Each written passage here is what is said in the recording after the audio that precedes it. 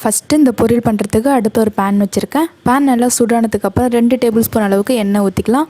எண்ணெய் நல்லா சூடாயிடுச்சு. இதில் ஒரு 1/2 டீஸ்பூன் கடுகு, 1/2 டீஸ்பூன் உளுந்தம்பருப்பு, 1/2 டீஸ்பூன் கடலைப்பருப்பு, இது 3 சேர்த்துருக்கேன். இப்போ இது எல்லாமே நல்லா பொரியட்டும்.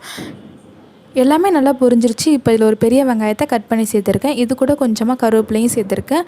உங்களுக்கு காரத்துக்கு நீங்கள் பச்சை மிளகாய் வேணும்னா நீங்கள் பச்சை மிளகாய் சேர்த்துக்கோங்க. எனக்கு வந்து காரம் வேண்டாம், அதனால் நான் பச்சை மிளகாய் சேர்க்கல.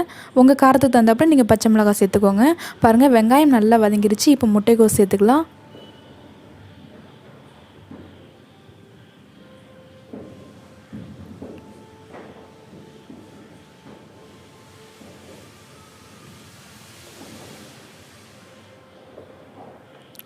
முட்டைக்கோஸ் சேர்த்து ஒரு 2 நிமிஷம் இது ஓப்பன் பண்ணி வச்சு நல்லா மிக்ஸ் பண்ணி விட்டுக்கலாம்.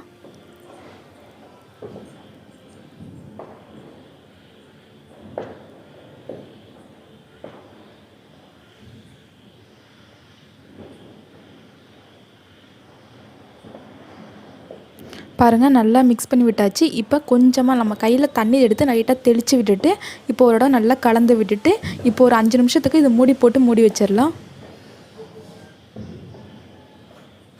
அடுப்பு ஸ்லோ ஃப்ளேம்லேயே வச்சுக்கோங்க. பாருங்கள், 5 நிமிஷம்னு சொல்லியிருந்தேன். இப்போ ஒரு 2 நிமிஷம் ஆகிடுச்சு. ஒரு தடவை நல்லா கலந்து விட்டுட்டு திரும்ப மூடி போட்டு மூடி வச்சிடலாம். இன்னொரு 3 நிமிஷத்துக்கு இது நல்லா வேகட்டும்.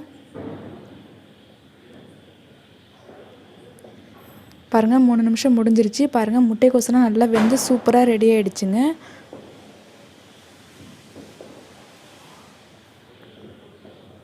இப்போ இந்த முட்டைக்கோஸுக்கு தேவையான அளவு உப்பு சேர்த்துக்கலாம்.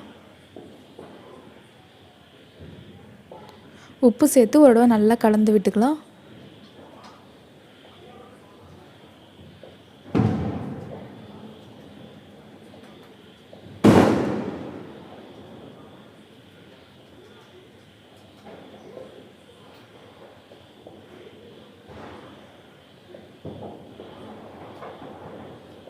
பாருங்கள், நல்லா கலந்து விட்டாச்சு.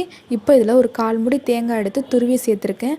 இந்த மாதிரி முட்டைக்கோஸ் பொரியல்லாம் பண்ணும்போது தேங்காய் கொஞ்சம் எக்ஸ்ட்ராவே சேர்த்துக்கோங்க. பொரியல் ரொம்ப ரொம்ப நல்லாயிருக்கும். தேங்காய் சேர்த்து ஒரு 2 நிமிஷம் நல்லா இதை வதக்கி ஹை ஃப்ளேம்லேயே வச்சு நல்லா வதக்கி விட்டுக்கோங்க.